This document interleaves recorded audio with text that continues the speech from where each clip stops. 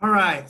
I appreciate all of you for coming to this late night session of this PowerPoint that I'm going to present on my practicum presentation. So I ended up going back to my internship. I went to my internship that I went last year. I was interning last year. It's a nonprofit. So just to give a little history of who I am. Who is Eric Jones? So I'm from Addison, Illinois. It's the little west suburb of Chicago. It's now where I'm at in small Dubuque, Iowa. It's very small. Everybody know everybody. It's a different change here. This is my mom. All you can see, this is not my sister. This is my mom. This is, I was raised by a single parent. Every time I tell people my mom is 39, they just look at me crazy. This was last year at graduation. Last year, I graduated from Clark University in Dubuque, Iowa with my degree in social work and psychology. I have real big plans of going off to Ohio University in Athens, Ohio for their Master's of Social Work program, but I ended up having a change of heart and higher education took over my path. And I had a good friend who went to Dakota Western University and I ended up applying and now look.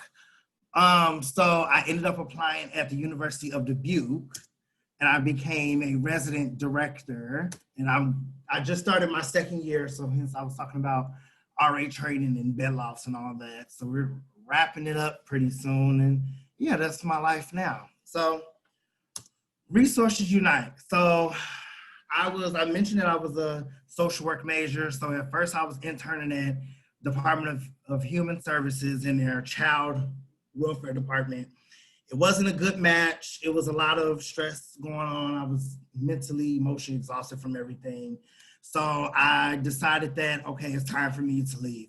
So I had two interviews. It was here at Resource Unite, or it was at like a probation office, halfway house type of setting. I told myself I wanted to do micro setting and not macro because I want to work individually with individuals and families and stuff like that. So once I interviewed with Resource Unite, I was sold. I was like, I gotta come here. This will be my internship. And just the energy I felt from Josh Jasper, who's the CEO of this organization, it was different. He was able to meet my learning needs that I needed. And from what I've been learning in the program, accommodations and learning needs are very important for student success. So, I can say that Resource Unite helped me grow into the person that I am today and the professional I am today, because I learned a lot.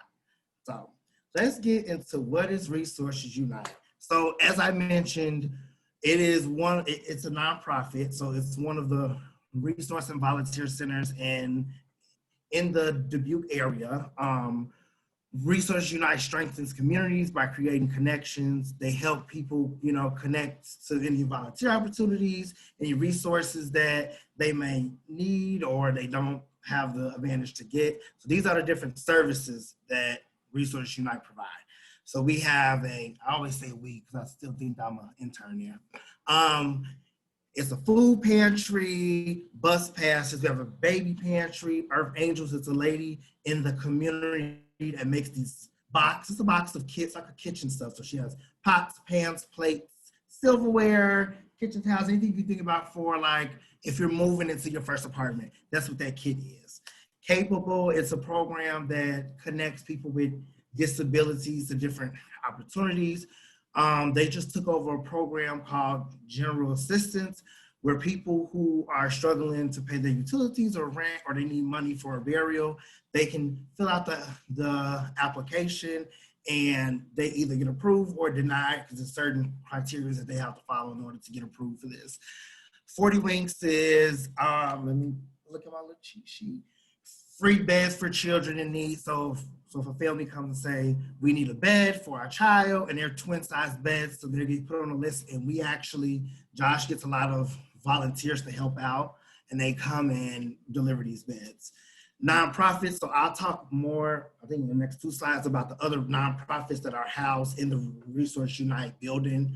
The CEO, he goes out and trains and consults with different baseball teams. He's worked with the Chicago Cubs multiple times at other universities, talking about diversity and these social injustices and training businesses on social issues. Whew, it's a lot. So and then he has a program called 100 Men, 100 plus men who care. So there's 100 plus men in this club, and they donate $100 between all of them, and they give out, you know, a big check to a local nonprofit or a different organization for the work that they do. Are You Christmas? I did it. I participated in this past year because I felt like I needed to give back this year because I have a lot of things that a lot of, you know, families do not have, and it felt good for me to buy clothes for families or children or anything like that. So Josh gets over 500 kids and families and get all these gifts for them, and people buy everything for the families. And I felt so honored and rewarded to be able to be like, I can provide this child some toys and some clothes because I have more than enough. So it's all about, to me, it's all about giving and just the me being generous and not just doing it just because. And lastly, we have a library. When I say library, we have books from kids who are probably toddlers to 21. It's a big bookshelf of things. So, and I'm just gonna run through some of like the intern responsibilities that like I had when I was there. And Melissa, as you see in my log, that I was still doing intern responsibilities. So, you know, just being professional at all times. A big thing that we're very big on is building relationships. So anytime anybody calls over the phone, they are not able, like, we can't do just, and sometimes we can do intakes on the phone, but we tell them to come in so we can build that connection with them and try to figure out what resources that they need and how can we help. And a lot of people came in for food or clothes or, you know, resources because they're either homeless or they don't have much. So that was a big thing. It was a big client in an intern relationship, but we still want to build a relationship so they can refer more people to come. You know, I talked about as an intern, it was kind of hard not to be able to give out my number to some of these clients because, you know, I want to help everybody, but I had to go through and be like, boundaries need to be set. And, you know, just any other things of like consulting with the CEO or the program director, if we were like not sure about a certain resource we can actually give out, and just also making sure we never tell a client that we can give that resource if we don't do it. So that's why we have a resource guide full of different organizations to help with household stuff, furniture, rent, veterans affairs, anything like that. So that was kind of the intern stuff I did. I did a lot of client building and things like that. And it was good. And even when I was going back now over the summer, I spent quite some time there at Resource Unite working on the handbook, but still doing the intern stuff because it's just the intern in me. So the other nonprofits in the building are Live Like Jack, Crisis Intervention Services. We have a Dubuque/Delaware Coalition Against Domestic Violence and Consumer Credit Counseling. So think of like a, I don't know, like a dentist office type building, but on like it's an upper section. So Resource Unite is at the bottom. And if you go up the stairs, there are the other nonprofits that are in the building. And a lot of people come for different things. So we have one for grieving, which is the Live Like Jack. The Crisis Intervention Services is for, you know, anything by homicide, or we have one for domestic violence, and people come in and out for that too. And we can still help with these things through resources to provide them resources, but we can still refer them to Live Like Jack and the other nonprofits that are in the building. And if they need help with the consumer credit counseling, you know, some people don't know how to manage money. They don't know about credit, and making sure that your credit score is at a good score, because our credit score is very important. You'll open up many doors. So why did I decide to create a handbook? I remember at the beginning of the summer, I was struggling so hard to try to figure out, what am I going to do for my practicum? How am I going to work full time and do a practicum? And what is going to be essential to what, you know, I can talk about right now? So when I first started at interning at Resource Unite, he didn't give us any handbook. We didn't have any manual. It was all at the top of his head. And not saying that's a bad thing, but you kind of want to have something concrete. just have some concrete to use, to refer. You can do a training, you can refer to this handbook, and all the policies are there. So when you have an extended training, you don't have to try to go offhand and think about stuff because you forget things like that. For me, I'm a planner. I like to have a to-do list and everything like that as well. So I was thinking about what can I do for this organization? I was stressing out trying to find somebody I can do, with COVID, somebody I can intern with. I was like, creating a handbook would be a good idea. So this handbook outlines all the guidelines and expectations that the CEO expects of all the RU team members. So RU would be Resources Unite. So employees, interns, and volunteers. And I should have went more into that. So interns, they have their own specific guidelines and expectations from their program and their department and things like that. And then the volunteers, either they can be connected with a nonprofit in town that the CEO can connect them with, or they can volunteer personally at Resources Unite. And it can be either organizing the pantries and hygiene closets, or doing any other events that Resources Unite is sponsoring or doing, or they can just volunteer just to volunteer. And there's no commitment at all. Whenever they can come is when they can come. So are you all ready to see the handbook? So I'm just gonna forewarn you. Now, it didn't get sent to the whole director of marketing, so it's not all spazzy. It's not spazzy, but it's not all nice, but it's done. Can you all see? I can see your PowerPoint, but not the Okay. handbook. Let's see something. Pause share. I wonder, yeah, we may need to not quit sharing and then share again with the new screen. Okay. Yes, let me do that.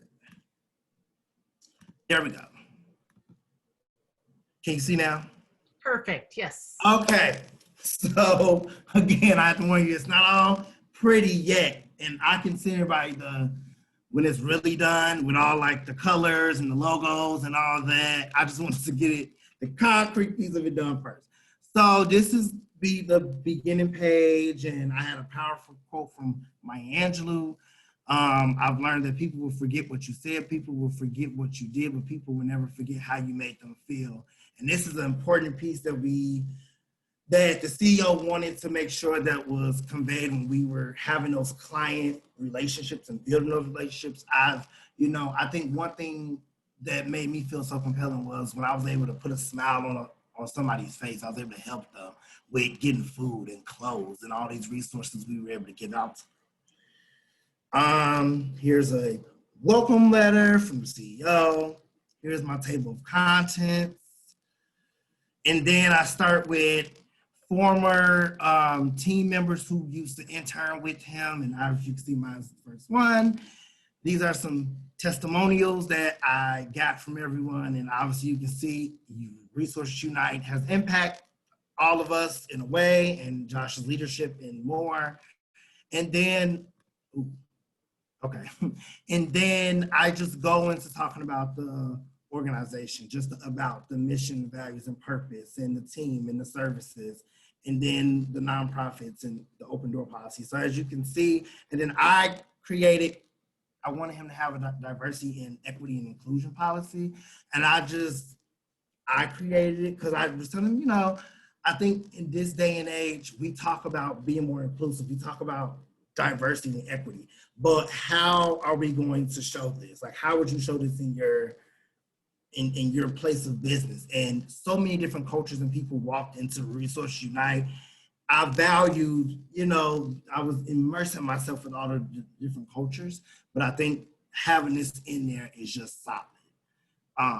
And then roughly, I did a whole spectrum on the RU team member, a little welcome, the general expectations, the attendance, the team member responsibilities, what the volunteers' key responsibility was, the employees, and then I did an intern section, and then I can possibly show the training schedule that I made that can be utilized for when you're just training, just typical, the cell phone policy. I feel like you didn't have any core values established. So I just picked 4 words that I felt like fits Resources Unite: respect, responsibility, honor, and dignity. And that's basically, it fits in the mission as well, and what Resource Unite is all about, and what is valuable to the team, and what will be some core values that will be shown in our behavior as well. Evaluations, time log, and assignment, and science, and then the completion of the internship.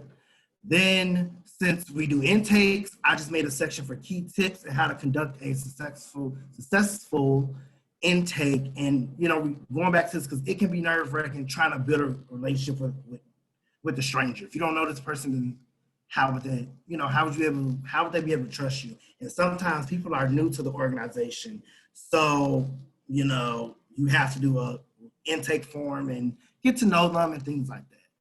Volunteers, do that. I made sure I had the non-discrimination policy, the confidentiality policy, you know, open door policy, feedback and suggestions by the volunteers.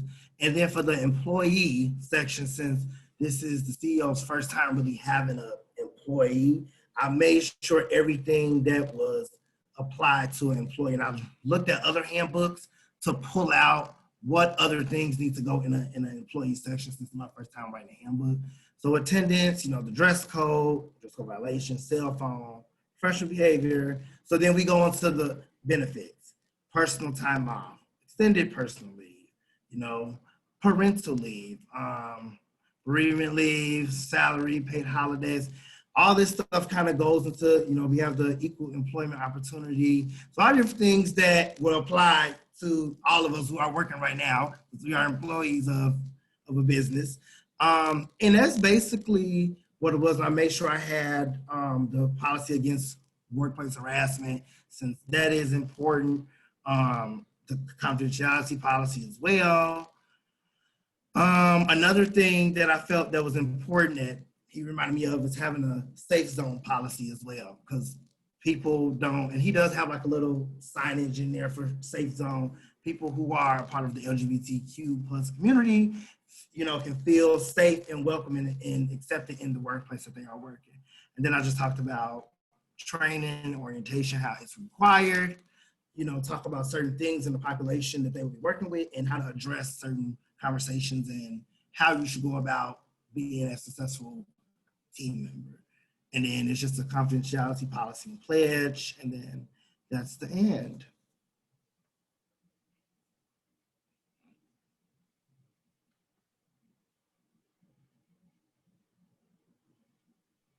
All right, that is awesome, Eric. I love to see that policy put in place, because it is so difficult to come into a situation where you don't have the proper training and you don't know what the expectations are. Yes. So and this is a little thing he puts in like the bags and stuff. Oh, so it goes like the different like nonprofits that's in the building. And then on the front is all the services, the number, the location, and then this is the confidentiality policy that all the employees and interns and volunteers will sign. So, yes. Does anybody have? Awesome. So what questions do we have for Eric?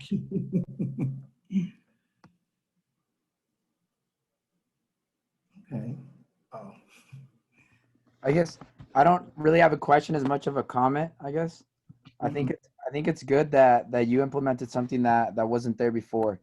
Obviously, because now there's going to be a lot more structure to what's going on, as opposed to someone having questions and there's no answers. You know. Thank you. So Thank you. I think that's good.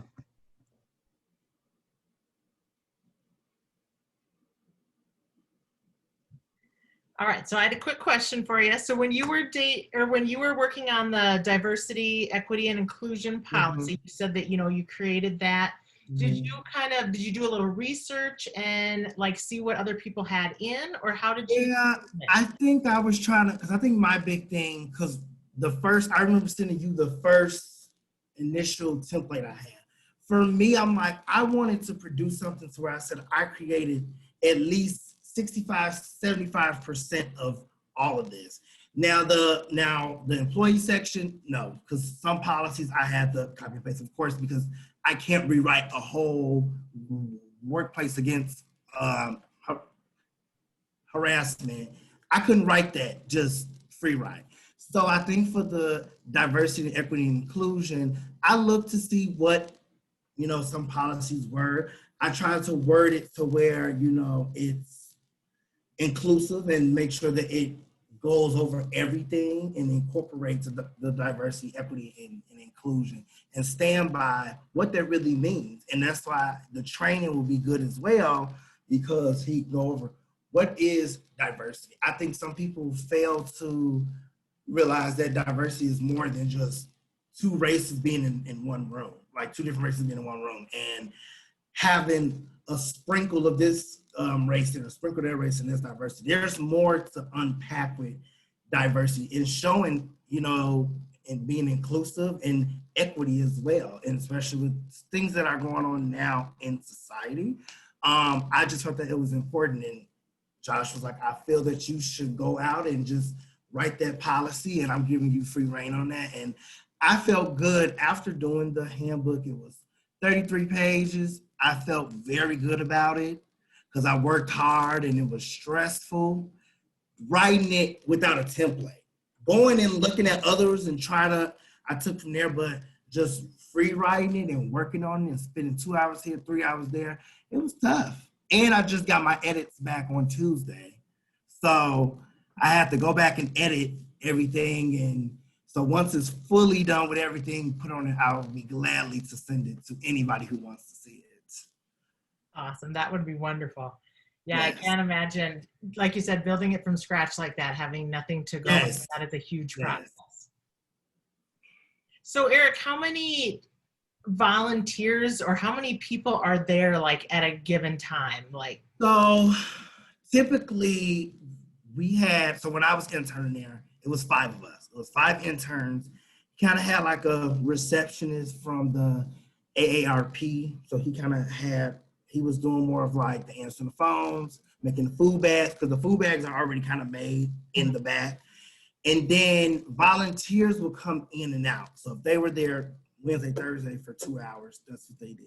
But typically now, he's only having 2 interns for right now. Usually has a lot more. But then he has a volunteer who now she's kind of trained on how to answer the phones, how to make food bags, how to do referrals, how to do the intakes and things like that. And then he has a paid employee, which is the program director of like the whole general assistance program. So, but she still does like the intakes and she still does the back end work of what Resource Unite provides and things like that. So you've got a lot of people coming and going on any given day. Yes, policy.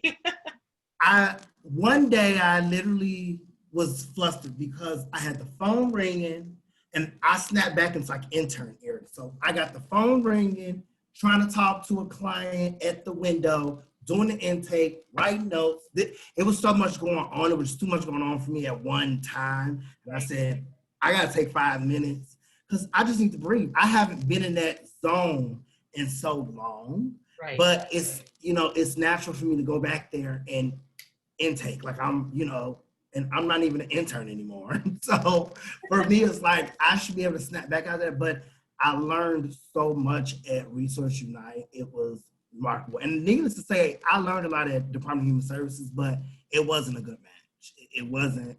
I think it pushed me out of doing social work because it just was a lot. And then being in that setting for DHS, the families you work